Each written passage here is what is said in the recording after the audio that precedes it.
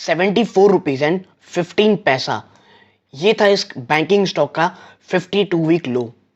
और वहां से तेजी दिखाते दिखाते आज इस स्टॉक ने 15% से भी ज्यादा की तेजी दिखाई है दोस्तों। और ऐसा क्या हो गया है कि लगातार ये दूसरा दिन है जो बैंक इतनी तेजी दिखा रहा है। इसके पीछे का रीजन क्या है? बाजार की माने तो इस तेजी के पीछे दो रीजन है दोस्तों। क्या वो रीजन है आपको थोड़ी ही देर में इलैबोरेट करूंगा। प्लस दूसरा रीजन ये है कि एक ब्रोकरेज हाउस ने इसको काफी ऊपर के टारगेट्स दिए हुए थे जो लगभग अचीव हो चुके हैं।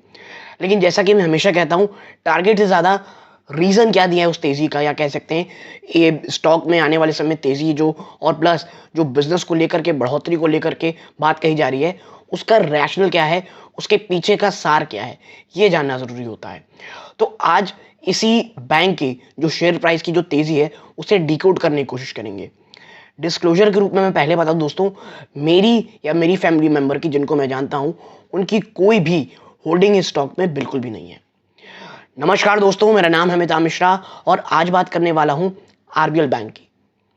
खबर आती है कि आरबीएल बैंक की जो बोर्ड है उन्होंने लगभग 3000 करोड़ रुपए की फंड रेज करने का, जो कह लीजिए फंड रेज करने का जो इशू है उसे क्लियर किया है और अप्रूवल दे दिया है। रीजन आने वाले बिजनेस को आगे बढ़ाने का।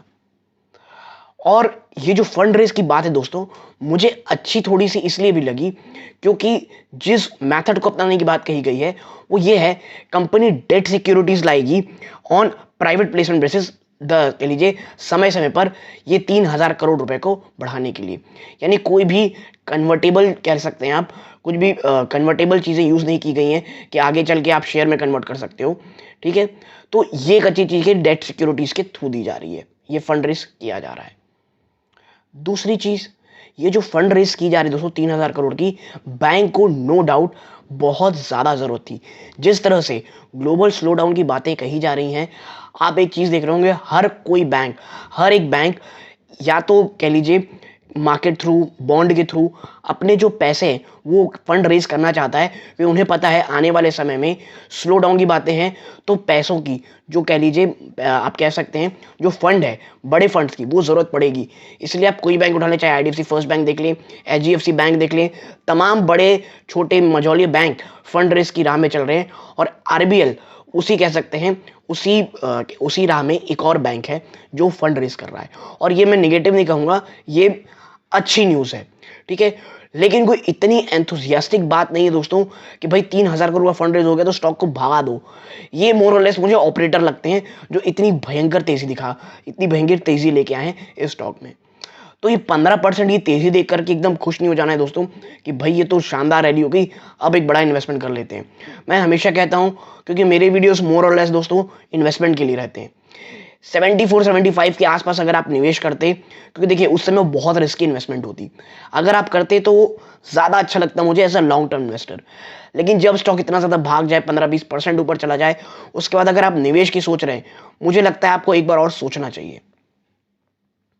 दूसरी पॉजिटिव न्यूज निकल के आती है, एमके ग्लोबल दोस्तों वो आरबीएल बैंक में 125 रुपीज का टारगेट देते हैं।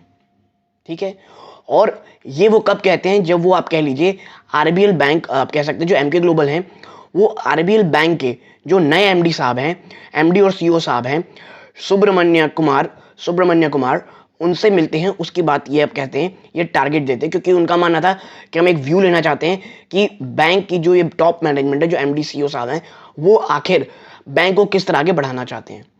और वो कहते हैं कि भाई हाँ, yes we are very much of agree with all the words who this bank CEO has said, कि भाई हम ग्रोथ को लेकर के काफी पॉजिटिव है।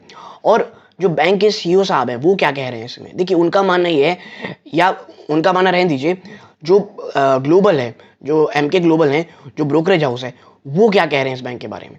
तो देखिए उन्होंने साफ कहा है कि आप कह सकते हैं जो ग्रोथ के प्रोस्पेक्टस हैं, तो बैंक लगभग 15% की ग्रोथ एक्सपेक्ट कर रही है, 10% आप कह लीजिए प्लस माइनस कर लीजिए। और क्यों? लो बेस के कारण। प्लस ये 15% की तेजी के बाद आने वाले समय में कंपनी ये कह रही है कि भाई हम बहुत ही कोलैबोरेटेड वे में 20 से 25% की तेजी रखेंगे इस बैंक में, यानी इनके बिजनेस में।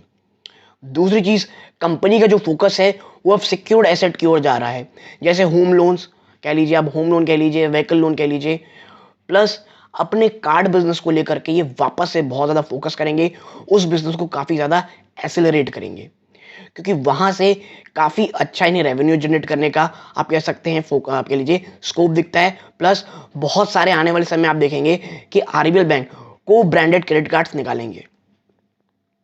कंपनी कह रही है कि हम आने वाले समय में कोई बहुत ह्यूज ग्रोथ ना देखते हुए बहुत कैलिब्रेटेड वे में अपनी ग्रोथ करेंगे, ठीक है। और ये मुझे लगता है एक पॉजिटिव चीज़ है दोस्तों, ठीक है।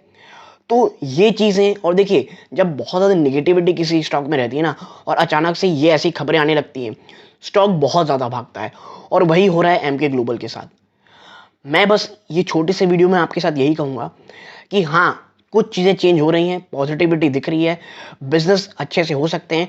और देखिए इस बार जो उनके क्वार्टर रिजल्ट भी आए, कंपनी ने आप देखेंगे कि लगभग 201 करोड़ रुपए का प्रॉफिट जनरेट किया था पिछली साल के इसी समय देखेंगे 459 करोड़ के लॉस के सामने, ठीक है। तो एक अच्छी चीज़ है, बिजनेस स्टेडली रूप में बढ़ रहा है, स्टॉक प्राइस अभी भी कंफर्ट जोन में है, लेकिन आज ही इसने 120 कह लीजिए 15% से ज़्यादा की तेज़ी दिखा दी है, और लगातार दूसरा दिन है जब स्टॉक इतनी भयंकर तेज़ी दिखा रहा है। तो कोई भी हैस्टली डिसीजन मत लीजिएगा प्लीज़ कि इतनी तेज़ी हो गई तो बस पैसे डाल ही देने हैं। आप अगर निवेश करना चाहते हैं आरबीएल बैंक में, आराम से निवेश कीजिएगा, एसआईपी मोड में कीजिएगा, क्योंकि अभी भी कोई बहुत ज़्यादा आप कह लीजिए चीज़ें साफ़ नहीं हुई हैं दोस्तों, ठीक है। और माइक्रो फाइनेंस की बुक इन्होंने जो दिखाई है वो अभी भी कह सकते हैं, मैनेजमेंट का तो ये कहना है कि हम जो ये कह लीजिए जो एमएफआई की जो बुक्स थी जो हमने दिखाई थी वो हम पीछे छोड़ दिए हैं, और सिर्फ हम आने वाले समय ग्रोथ की ओर देख रहे हैं। तो बिल्कुल आने वाला 2-3 क्वार्टर जो है वो देखना ये बनता है कि बैंक क्या वाकई जो कह रही है उस पर अमल कर रही है, और अमल कर रही है तो क्या वाकई में बैंक को फायदा हो रहा है, क्या बुक्स में चीज़ें पॉजिटिव दिख रही हैं, क्या रेवेन्यू में ग्रोथ दिख रहा है, क्या जो सिक्योर्ड एसेट है बैंक के लोन बुक में बढ़ रहा है। ये तमाम चीज़ें आने वाले 2 से 3 क्वार्टर में देखने रहेंगी। और देखिए जिस तरह स्लो डाउन की बातें चल रही हैं, चैलेंजिंग एनवायरनमेंट है, ये आपको पता होना चाहिए।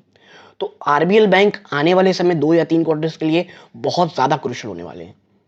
तो यदि आपको मेरी एनालिसिस पसंद आई हो, प्लीज़ वीडियो को लाइक कीजिए, चैनल पहली बार आए सब्सक्राइब जरूर कीजिएगा, यहाँ तक जुड़े रहे, अपना कीमती समय दिया, इस बात का बहुत बहुत धन्यवाद। ये इस वीडियो का अंत है। जय हिंद दोस्तों।